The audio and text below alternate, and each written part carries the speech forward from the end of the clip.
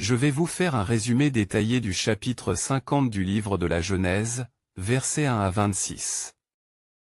Ce chapitre, qui conclut le premier livre de la Bible, est d'une grande importance théologique et historique, car il relate les événements entourant la mort de Jacob, le deuil de Joseph, et enfin la mort de Joseph lui-même.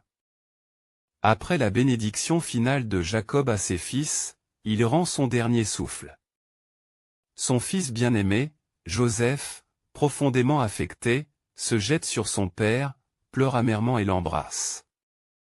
Ce geste marque non seulement l'amour filial, mais aussi le respect et l'honneur dû à un patriarche d'une telle envergure.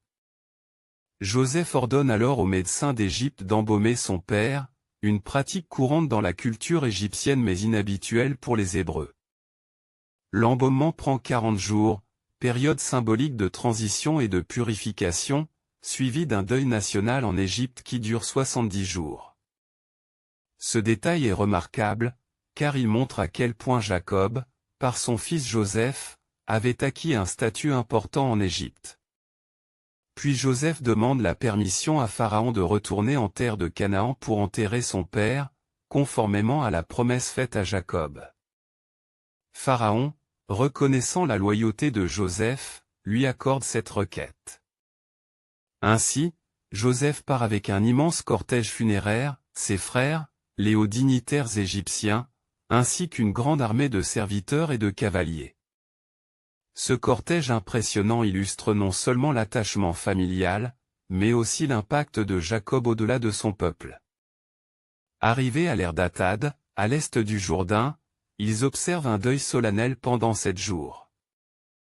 Ce rite est si impressionnant que les Cananéens, témoins de cette cérémonie, nomment le lieu Abel Mitzraïm, ce qui signifie le deuil des Égyptiens. Cela montre la reconnaissance universelle de la grandeur de Jacob.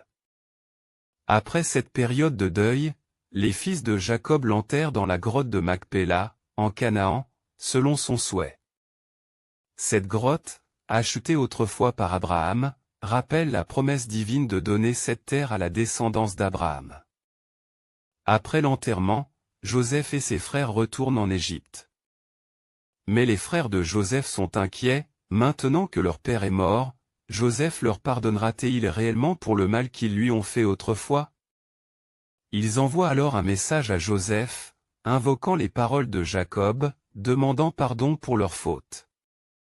Joseph, en les entendant, est ému aux larmes.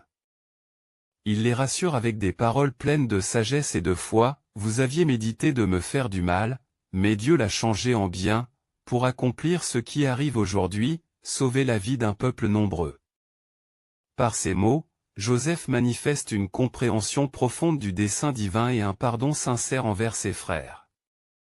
Il leur promet de subvenir à leurs besoins et à ceux de leurs enfants. Joseph vit encore de nombreuses années en Égypte, voyant même les enfants de ses petits-enfants.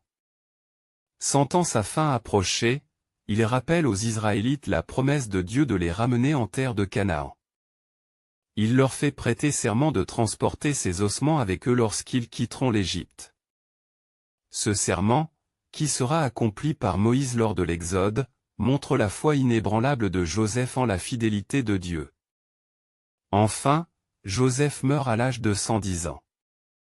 Comme son père avant lui, il est embaumé et placé dans un cercueil en Égypte, en attendant l'accomplissement de la promesse divine. Ce chapitre nous enseigne plusieurs vérités essentielles, l'importance de l'honneur dû aux ancêtres, la puissance du pardon, et surtout la souveraineté de Dieu qui transforme le mal en bien. Il nous rappelle aussi que, même en exil, la foi en Dieu et en ses promesses doit rester vivante, car il accomplit toujours ses desseins en son temps parfait.